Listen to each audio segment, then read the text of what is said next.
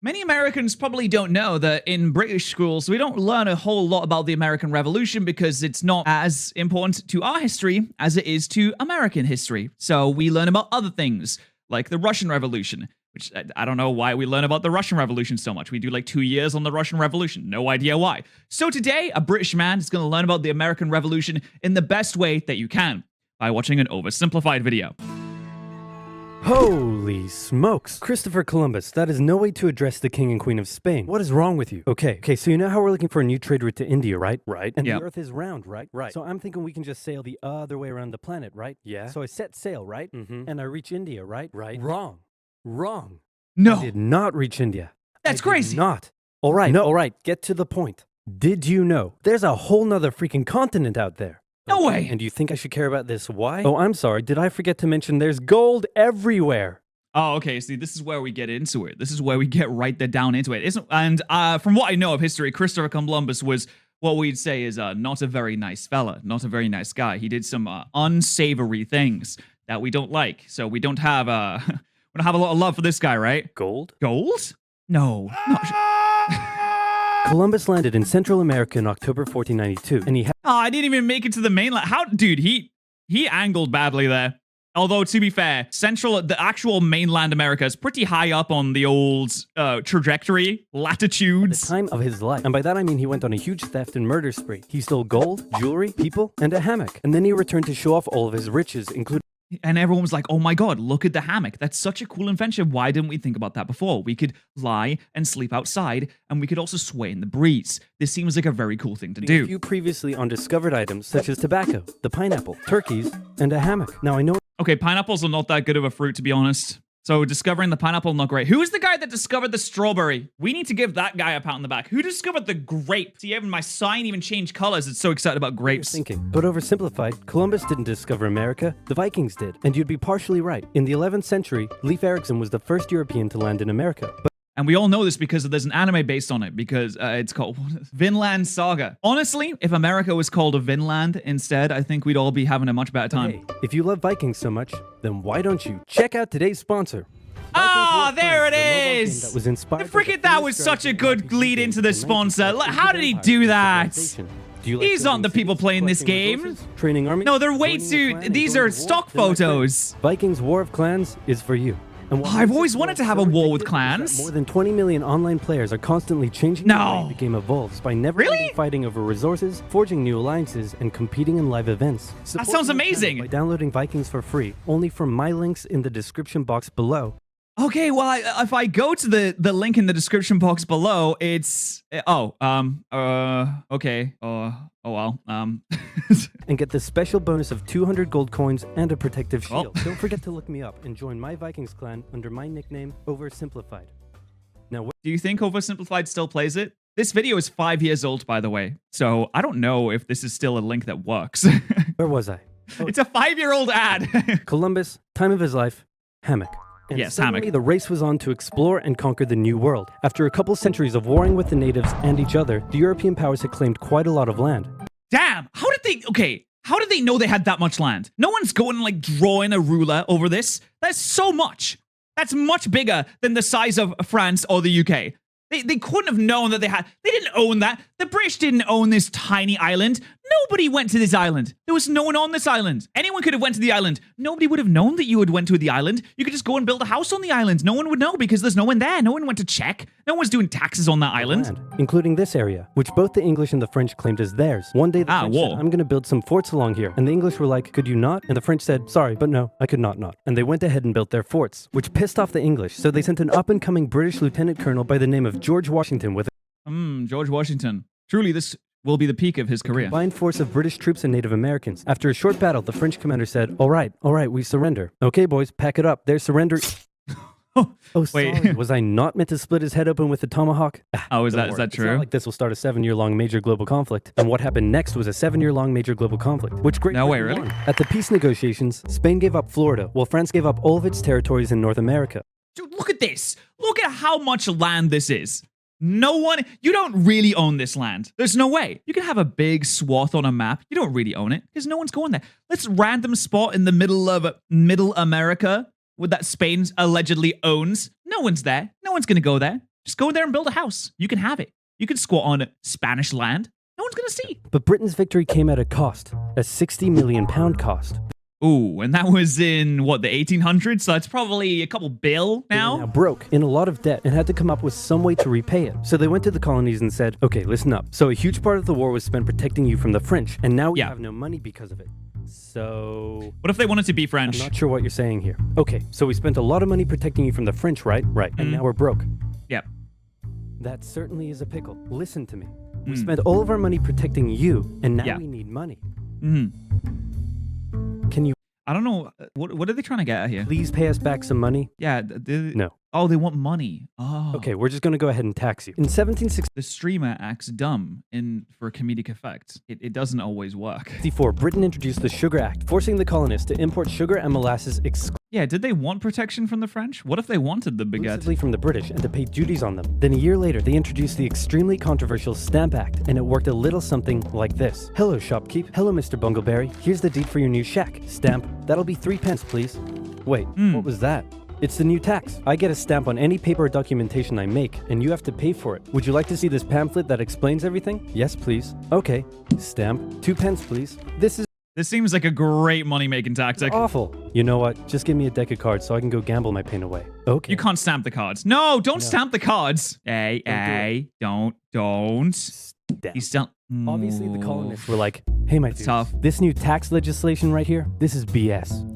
That just goes to show that everything is made up. All tax is just made up. All the rules, all the laws, it's just made up just to see what people can get away with. If they can get away with doing a little bit more tax, they'll just try and figure out a way to do it.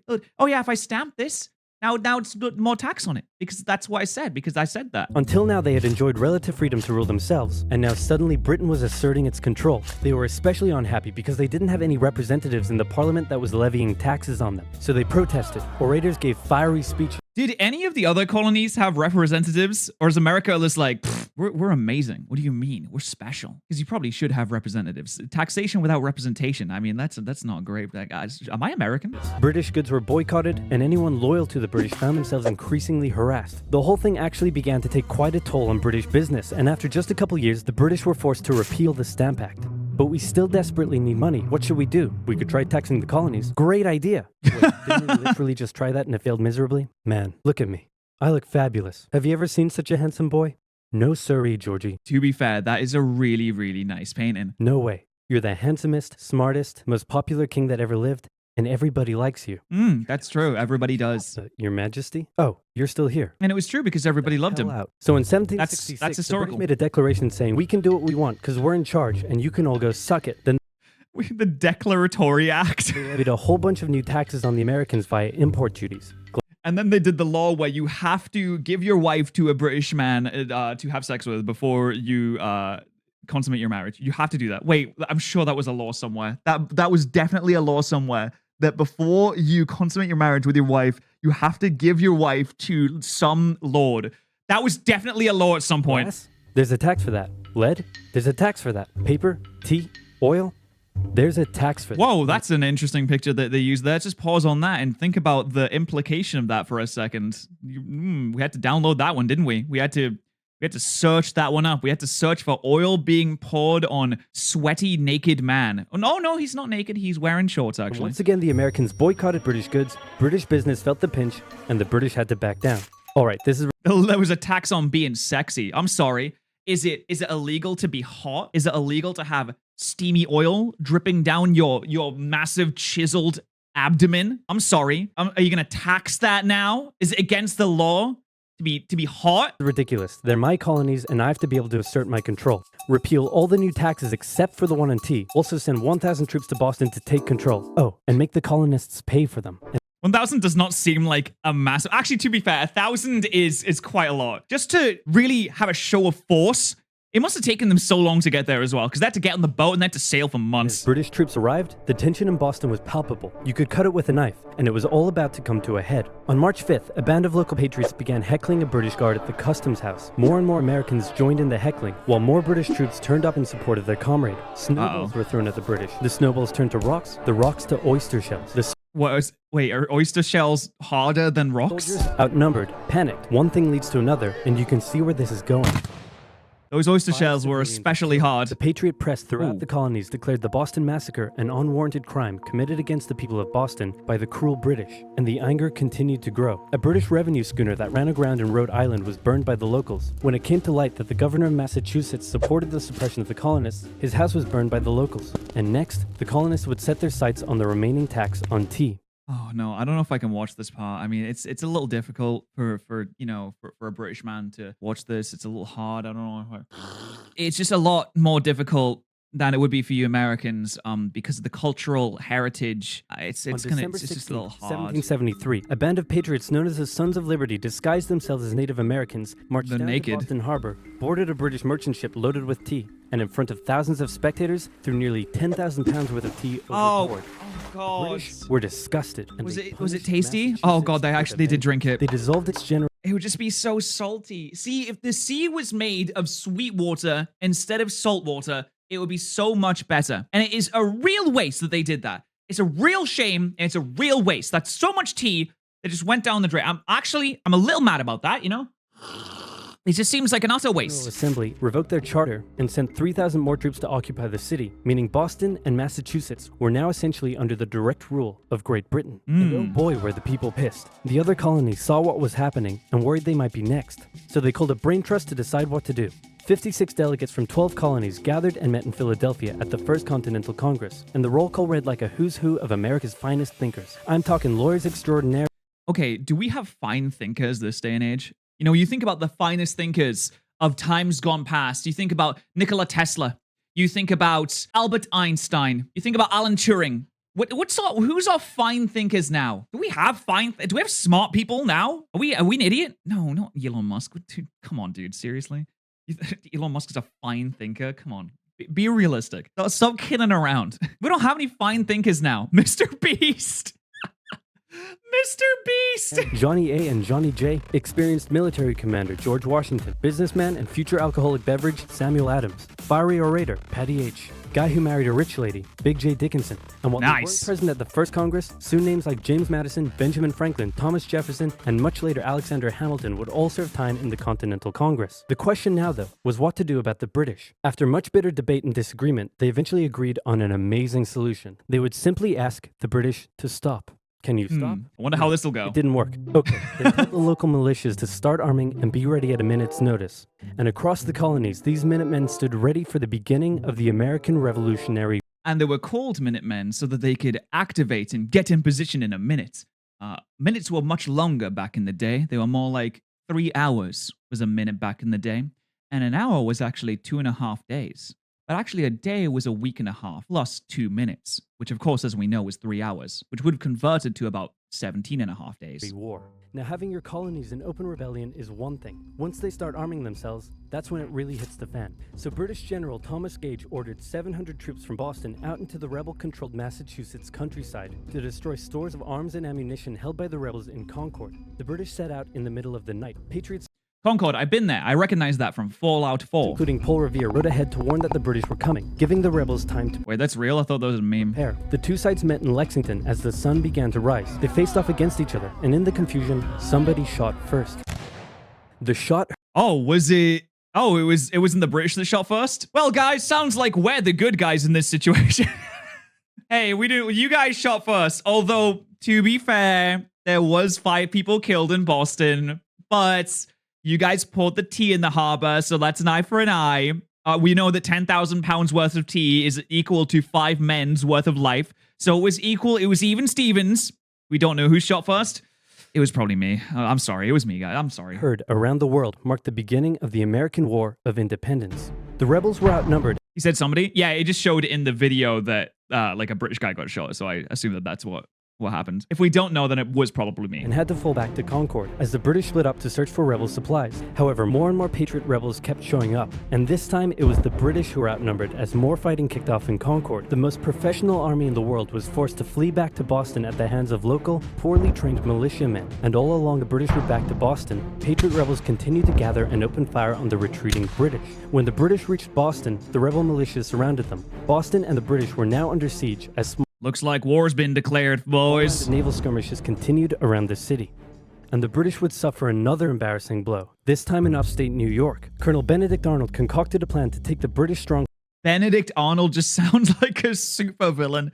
He sounds like just a bad person. You seriously, come on. That's a villain's name. Fort Ticonderoga, which held a large amount of guns and ammunition. He set off towards the fort alone, hoping to recruit men along the way, when he came across the Green Mountain Boys, led by Ethan Allen, who has— The Green Mountain Boys? This isn't real. I'm beginning to think the American Revolution didn't actually happen. You guys just made it up.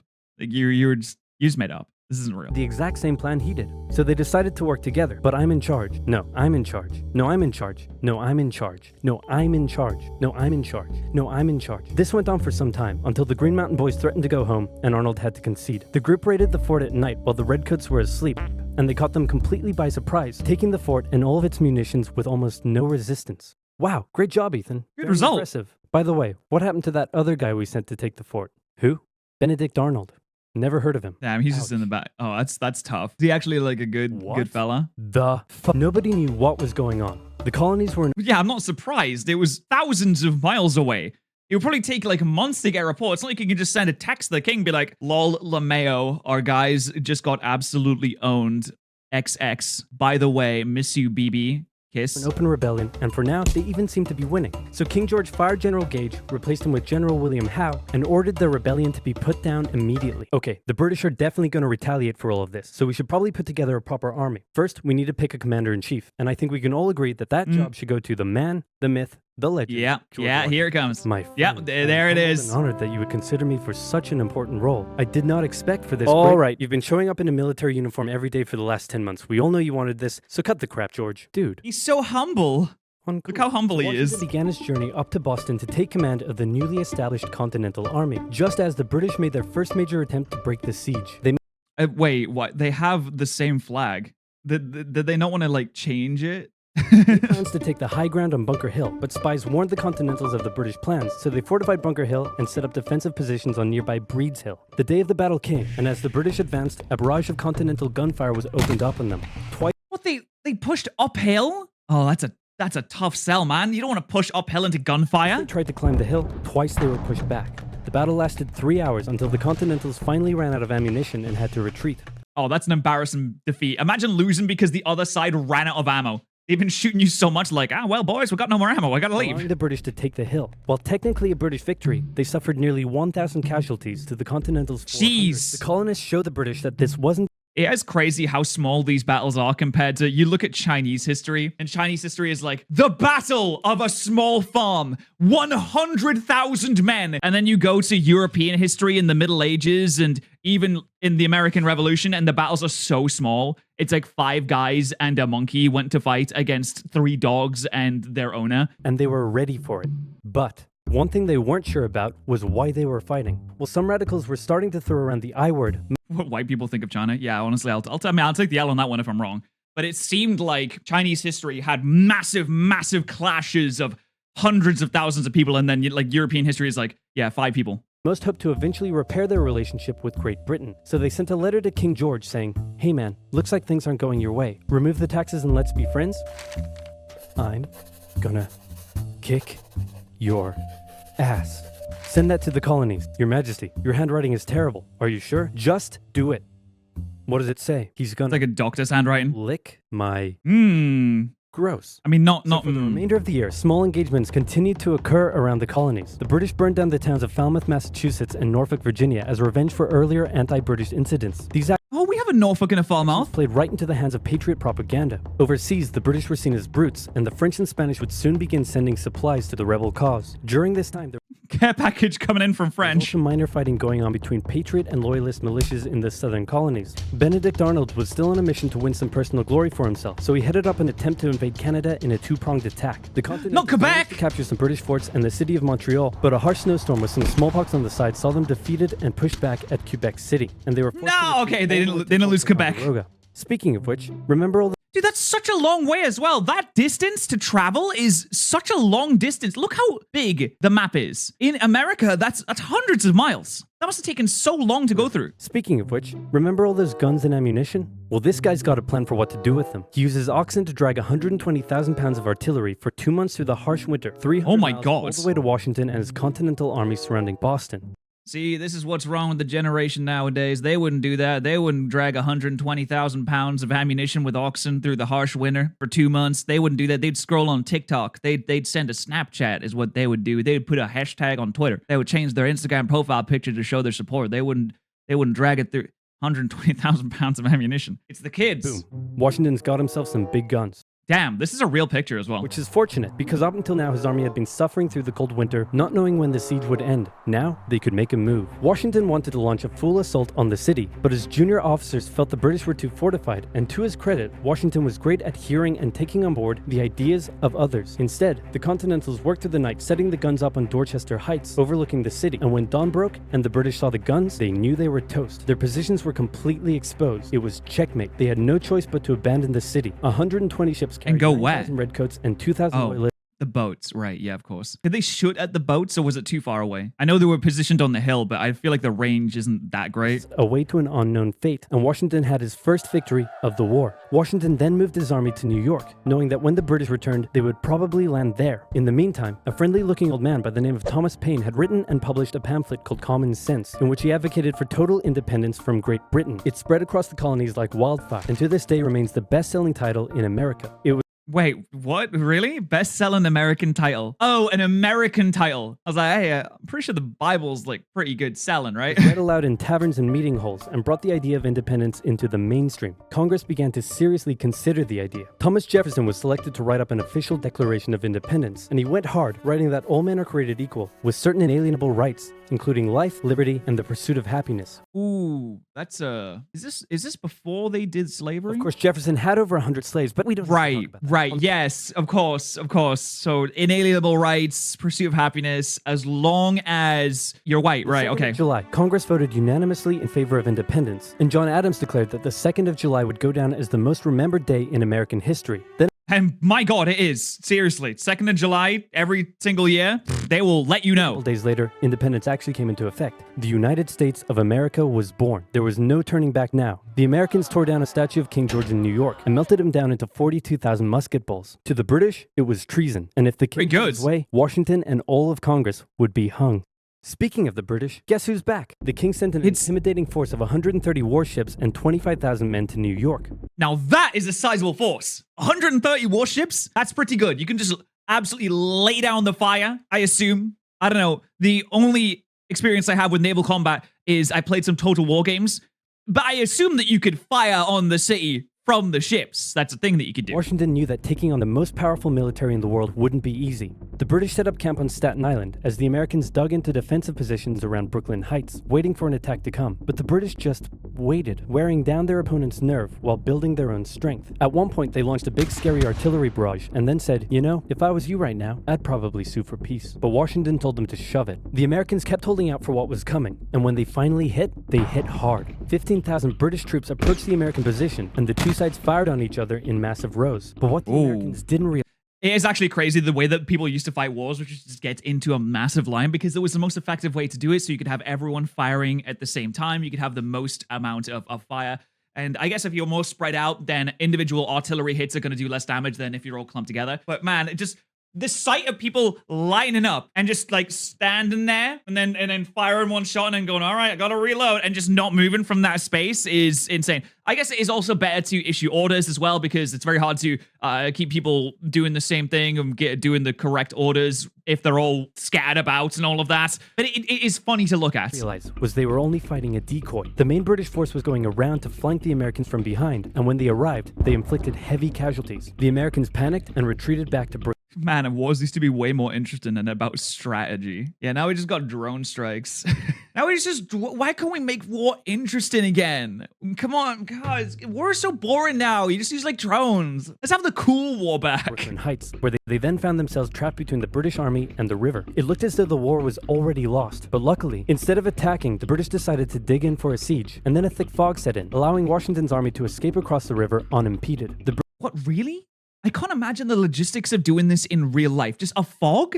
And they just allow... that's got to be really loud, right? I mean, you'd be like, shh, right? But if they're surrounded and they go over a river and it's just a fog, come on, someone's got to see it, surely. The British continued to chase and engage the Americans up Manhattan, and the Americans suffered defeat after defeat after defeat. It was a disaster. Washington's leadership was called into question, as guys, they might lose this. thousands of American POWs were left to rot as traitors. Washington's army fled through New Jersey all the way down to Pennsylvania. Rarely had an army been so badly beaten, yet survived to fight another day. Okay, but I mean, to be honest, it's looking pretty bad right now. They're beaten down. The British have got more technology. They have a superior navy. The Americans aren't as well trained, as well drilled. I don't know. I don't see this revolution working. I think that they're probably going to end up losing, but we'll see. This video was made possible by brilliant math and science done right. Let's Keep watching go until the end of the video. Oh, does he split them all up into 2 parts so he can do 2 sponsors? That's so smart. Learn how you can get so smart off the annual premium subscription. And it makes sense because he does very few videos. So if you have one subject and you split it up into 2 videos, you can put 2 sponsors in there. It makes more sense. So smart. Washington's butt was sufficiently kicked. Winter was here. His troops' morale was low. Some just up and left. Washington needed to do something, anything to restore faith in the revolution. The British had spread throughout New Jersey and settled in for a winter of drinking cider and partying hard. Nobody expected an attack. And that's the only thing that you can do in New Jersey. In the winter. So Washington started making plans for an attack in the winter. The British had hired a large force of Hessian mercenaries from the German states of Hesse-Kassel and Hesse-Hanau to fight the rebels. It was... Do mercenaries like that still exist in this world? The idea that you can just hire some people with guns to just go out and do this. I know that there's still like mercenary companies in theory, but are they really used that much? I guess Wagner was a mercenary company. They were basically owned by the Russians, right? So is it really the same thing? Imagine just hiring German mercenaries to come out and batter the Americans. In my mind, it just doesn't make any sense. These mercenaries that were stationed across the Delaware River from Washington and his army. And there were more Hessian reinforcements incoming, but they made an unscheduled stop because their commander got thirsty. No, not that kind of thirsty. That kind of thirsty. It was Christmas Eve with a blizzard outside when Washington heard the Hessian defenses were down, and he decided to attack. He made a perilous crossing of the... Wait, the subtitles, hold on. This is why I have the captions on. Again, he decided to attack. This wasn't read out. It says, again, it's George Washington. That was read out. This is why I like having the captions on, because there's little Easter eggs in the captions. Decided to attack. He made a perilous crossing of the icy Delaware River with 2,400 men and marched 9 miles to Trenton, where he caught the Hessian forces completely off guard. They don't have to follow the Geneva Convention? What, mercenaries? Why don't they want to follow the Geneva Convention? I feel like it's probably a good idea to do. We'll just follow it, you know? Why? What is it that you want to do specifically that doesn't follow that, mercenaries? What did you want that the Geneva Convention won't let you do? After a short but fierce battle, the Hessians surrendered in droves. It was a much-needed victory that sent a clear message, not only to the British, but to Americans across the colonies.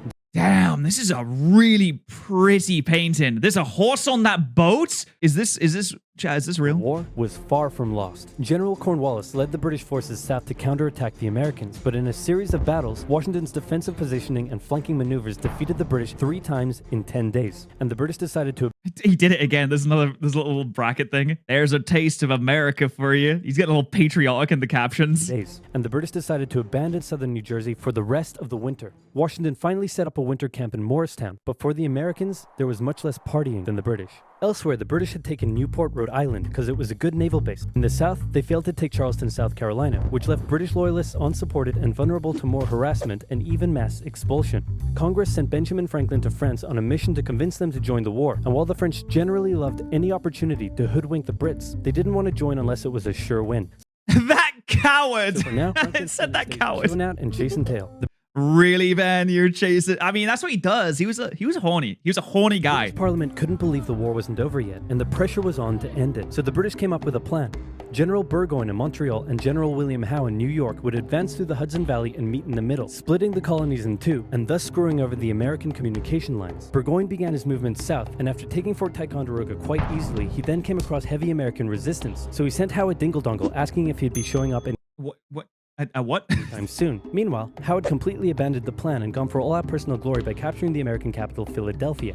What? Damn. You can't do that. That would ruin everything.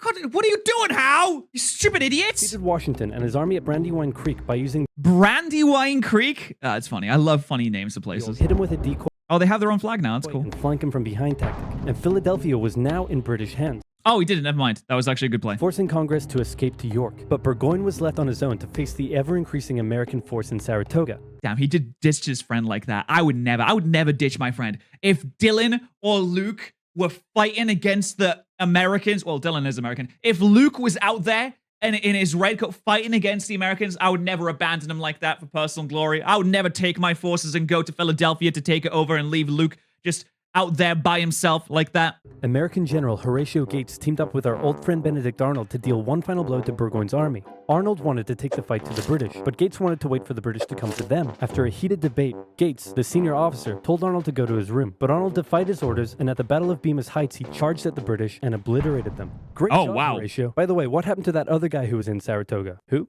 Benedict Arnold. Oh. Never heard of him. Ouch. Yeah, no wonder. I saw some spoilers in the chat that said he betrayed the Americans. Yeah, no wonder. You get no glory. Hey, George. You get no credit. Didn't I do a great job? You did such a good job. Yeah, you did abandon your friends, though, and they're dead now. Both Burgoyne and Howe returned to Great Britain, leaving British General Henry Clinton to take charge of the war. And the war was about to take a nasty turn, because with the victory at Saratoga, the French were finally ready to join the Americans.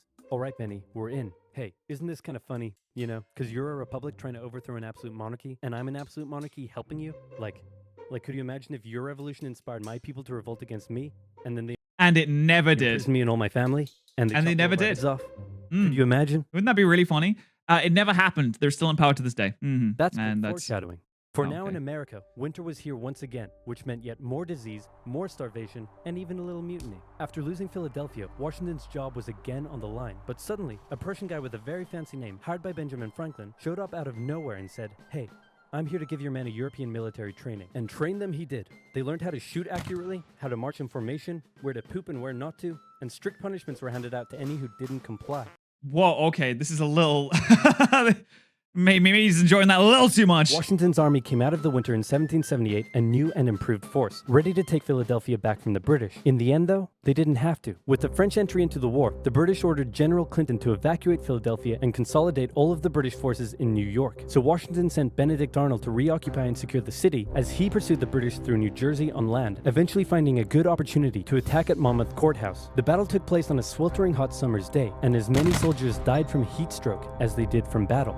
That's the thing about wars, especially back in these days, that most of the people that died, it was just other circumstances other than being shot or blown up or anything like that. Most people died in wars from disease. Disease was a big thing, especially back then. In the end, after some incompetence/borderline treason from Washington's second in command, it was a draw. And in this war, a draw is kind of a victory for the Americans. Next up, let's talk about this guy. This is John Paul Jones. John Paul Jones is handsome, Scottish, and absolutely insane. When he's Scottish. the war first broke out, everyone was like, how did the colonies expect to stand up to the might of the British Navy with their meager fleet of converted merchantmen? Yep, try telling that to John Paul Jones. This guy sailed to the British Isles, somehow captured a British ship off the coast of Ireland, and brought it back to France. Then he returned, attacking more ships, raiding towns, and evading capture the entire time. Himself? Basically pirate tactics. But hey, if it works, it works. In one incident, he captured a Man, see, you can't do that nowadays. And that's what's not great about war in these days. You can't just become a pirate nowadays. You can't just go in and do random invasions, because then you get your picture taken and everyone knows who you are. You get like texts sent around the country. The news reports on you if you steal a ship.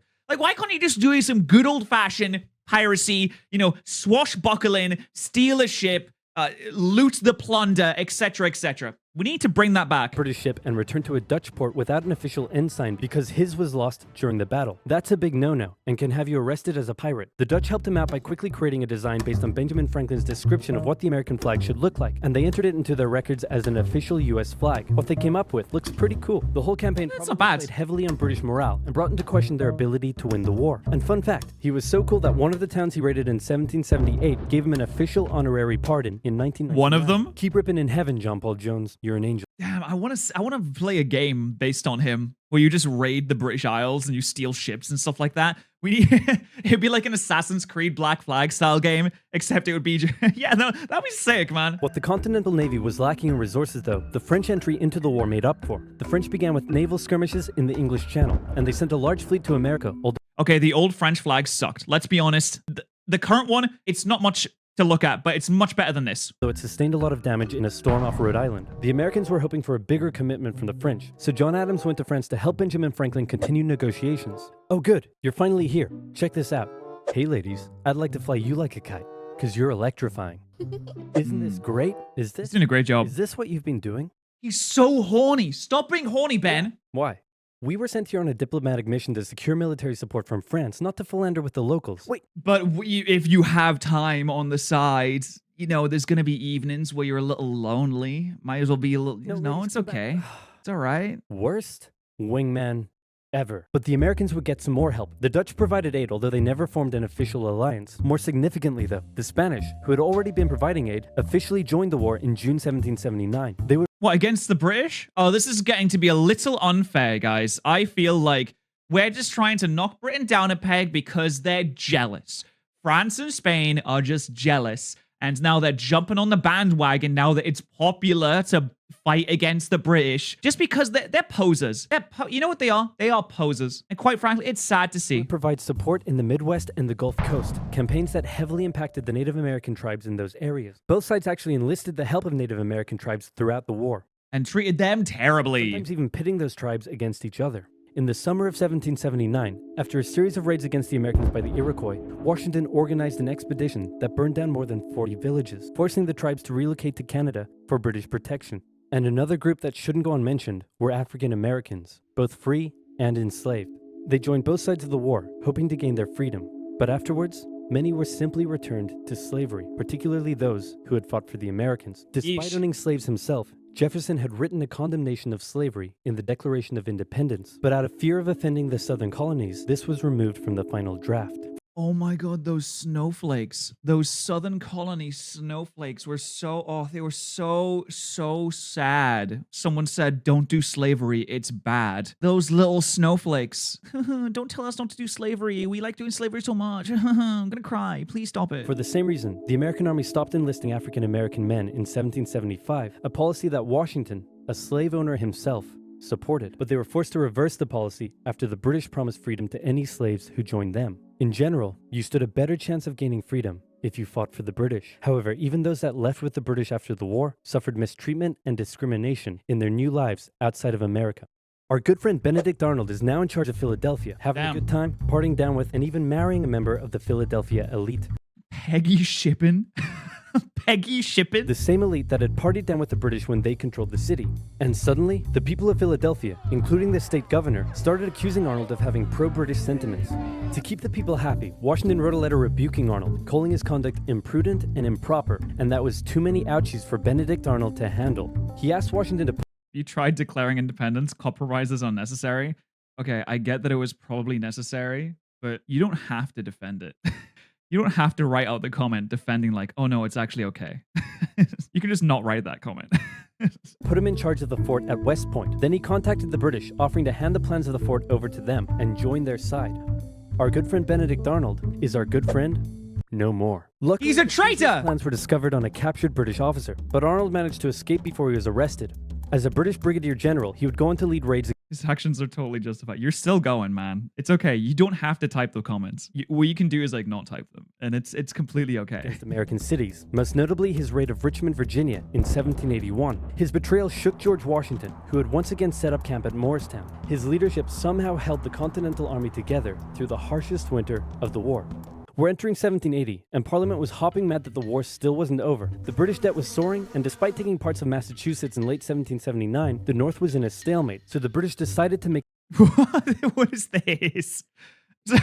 My silence is just another word for my pain. Benedict Arnold. Major shift in strategy. King George III liked a page. King George III fans. I bet there's no one on that page. To the south, an economically rich area with a higher level of support for the British, or so the British thought. A year earlier, they had captured the underdefended city of Savannah, Georgia easily, and a joint American-French counter-siege failed. Now, they laid siege to Charleston, South Carolina. It fell within months, with thousands of American troops surrendering to the British, a costly defeat.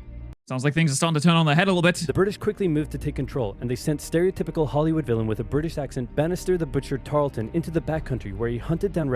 Sorry, no, it's Bannister the Butcher. Yes, I think we have to send him. Who are you sending? We're sending Bannister the Butcher. Hello, mate. I'm Bannister the Butcher. And destroyed them with ruthless brutality. The British presence also inspired local loyalist militias in the backcountry to rise up against their persecutors.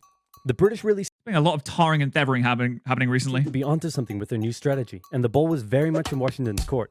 I'm going to send my most loyal general, Nathaniel Greene, to the south to stop the British. Gonna have to overrule you there, George. We're sending Hero of Saratoga and your biggest rival, Horatio Gates. Watch... Okay, well, they both look the same, so I don't think it really matters. Yes, George, I'm gonna save the day again. Everybody will love me, and I'm gonna get your job. Here I go. And he got into one battle with Cornwallis, got annihilated, and ran away. Damn. Alrighty. Well, Nathaniel Greene knew the British outnumbered his own forces and wouldn't be defeated with conventional tactics, so he had to think outside the box. He split his army into two, said, "Hey big boy, look at me," and then they went running in two different directions. Cornwallis sent Tarleton after Morgan, and he caught up with him at Cowpens, where Morgan proceeded to kick Tarleton's butt. Then the two led Cornwallis on a wild chase through North Carolina, his bigger and better equipped army much heavier and slower than Greene's quick and mobile troops. Greene led Cornwallis further and further from his supply line, then crossed the Dan River into Virginia, picked up some reinforcements, and turned back to face the now... he got big. So this is like when Mario gets a mushroom. For those of you that are trying to figure this out in your head. Exhausted British. At the Battle of Guilford Courthouse, the two sides engaged in vicious close combat. Cornwallis, fearing loss, fired his big guns into the chaotic fighting, cutting down many of his own men. Greene retreated, giving Cornwallis the victory, but Dude, he didn't get the buff, man. You're always supposed to invest in the technology that turns off friendly fire before you artillery your own men. This is easy. This is simple. This is like easy strategic tactics. Come on. And if you're gonna artillery your own men, you have to at least like try and miss them. You have to give the impression that you're trying to miss them. But you have to invest in the technology first. It's an early stage technology. It's really easy to get. Cornwallis lost a quarter of his men in the fighting, so it felt much more like a British defeat. At this point, both sides desperately needed something to happen soon to end the fighting. The British were running out of money, while the Americans were again facing mutinies as the men went without pay or even basic living needs. Fortunately, the French were now showing up in greater numbers and were ready to fight. After his encounter Sounds like the America owed the French a lot. with Greene, Cornwallis decided the only way to win the South was to first prevent the Southern Continental Army from using Virginia as a supply base. So he abandoned the Carolinas, moving to Wilmington and on to Yorktown, a position the British believed would be easy to supply and support. On his march to Yorktown, he raided many farms, stealing horses and supplies from the locals, but also freeing thousands of slaves, many of whom joined him. The French saw Cornwallis's new position. Stealing horses and freeing slaves. Stealing horses is cool and awesome. Freeing slaves is cool and awesome. Stealing horses from local farmers that need them, not so cool. But also looks kind of cool. Like if you just get on a horse and you just ride away into the sunset, that looks cool. Position as an opportunity to land a decisive blow on the British. Washington wanted to attack Clinton in New York, but the French said it was a really dumb idea. And to be fair, it was. Instead, Washington sent out fake dispatches to make it look like they would attack Clinton, but secretly their combined force marched all the way down to Virginia. A large French fleet under the command Oh, they're getting followed by French people. Do you think they know? of Comte de Grasse arrived and successfully cleared the British Navy out of the Chesapeake Bay. The combined land and naval forces then laid siege to Cornwallis's army in Yorktown. The American and French forces tightened in around the city, raining artillery down on Cornwallis, who Fellas, this isn't looking too good. desperately appealed to Clinton for aid, but Clinton was unusually chilled out about the whole thing. Cornwallis held out for nearly a month before he had no choice but to surrender. Over 7,000 British troops were captured. 7,000. Crushing defeat. And with that, Parliament had reached the end of its rope. The war just wasn't Again, those are pretty small numbers. I get that in the comparison of like back then, there was many fewer. There weren't even 1 billion people on the planet at that point, so it wasn't that many. But you know, when you go and look at wars that are fought, not even nowadays, but around the same time, there was a lot more people in the battles. This was quite a small war. I don't think that the British sent too many people over. No, they would have rather kept the colonies. It seemed like it was more trouble than it was worth. These freaking Americans are causing so much trouble. It's not worth to keep. They're so far away, dude. And they're draining the French dry. Oh, all the money that was being spent on that war. wasn't worth it, and it needed to end now. The British still held New York, Charleston, and Savannah, but fighting between the two sides mostly ceased as peace negotiations opened up in Paris. The resulting treaty in 1783 saw Great Britain remove its troops from American soil, recognize U.S. independence, and cede territory up to the Mississippi River. In return, That's so much land. You don't need all that land. the Americans agreed to pay any debt still owed to Britain and gave fair treatment to any colonists who had remained loyal to the crown. The Spanish got Florida, while the French got an economic crisis that led to its own revolution a decade later. Yeah.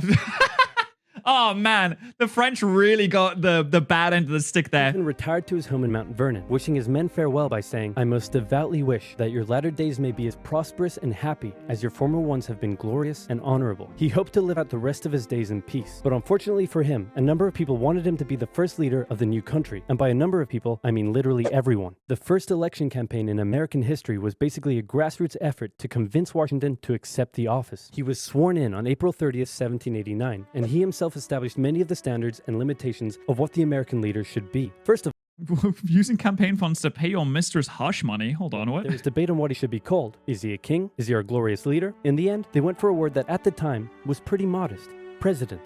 Like school class president or president of the chess Like club. the president of your local bowling club or office bake sale committee. He set up a cabinet of expert advisors knowing that no president could know everything, no matter how much of a stable genius they claimed to be. He proposed major legislation to Congress and gave an annual State of the Union address to keep his own power in check. He stated that the US should remain neutral in foreign conflicts, and in the end, he voluntarily gave up his power after just 2 terms. He could have made the presidency anything he wanted, but his careful and cautious actions helped set the precedent of an office that is powerful in its limitations, decisive through its diplomacy, and respected in its humility. And It's crazy how much this one person changed the course of history. Like, if he had just taken more power, absolute power, things would be so different. The leaders would have been different. You wouldn't have had the same leaders. The entirety of history would have been different. The wars would have come out differently. Maybe World War I and World War II would have went a lot differently, depending on the people that were in power and the powers that they had. Who knows? Just this one guy who was like, I'm going to be humble. And it set the stage for hundreds of years of things that would happen. so the United States was born, and everything was perfect. It had no problems, not a single one. Certainly Yep. nothing that would, I don't know, Nope. cause such an extreme divide that it would lead to a civil war. Mm-hmm. Yep. Anyway, and moving it on. was all Quick happily ever name after. The most American thing you can think of. Burger. Baseball? Bold No. Eagles? Calling the Burger. winner of an America-only sports tournament, world champions? Or maybe math Big and burger. science? Wait, What? math and science? No. That's right. If you didn't know, Oh, is this the end of the video? Oh, this is the ad. Okay, well, shout out to Brilliant for sponsoring Oversimplified. I'm so glad that they did that because it means we get more amazing videos like this. And shout out to Oversimplified because these are fantastic videos. If you haven't already seen Oversimplified's new series that they did on the Second Punic War, you should definitely go and check that out because it's there right now, it's there, and you can watch it right now. And the Punic War is sick. It's got Hannibal, it's got elephants, it's got everything you'd ever need. And if you want to see more of my dumb face, you can always subscribe to this channel as well.